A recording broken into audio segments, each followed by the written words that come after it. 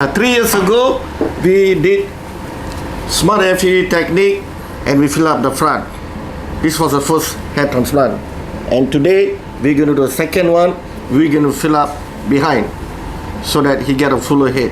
The technique here today is SMART FUE, and patient is sitting down position. There's no any sedation. Behind here is partially shaven, and we're going to take the graft and going to fill up the crown. This is the safe donor zone, and today the technique here is a SMART FUE partially shaven. That means this the upper margin of donor zone. We shave it down in the center and the side, so the harvesting will be equally distributed in the center and the both side, so there's no any donor depletion.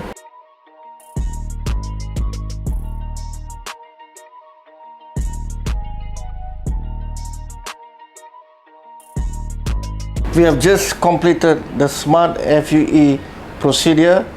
Indication is at the crown, and from here the hair is going like this, and from here it's going down. It's like 360 degrees here.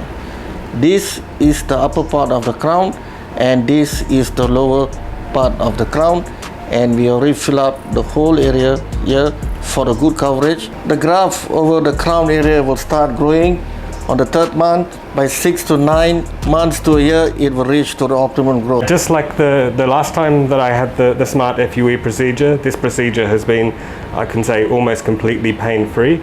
I'm very much looking forward to seeing the end results in the next 6 to 12 months, and I'm very confident given the results that I had with the first transplant.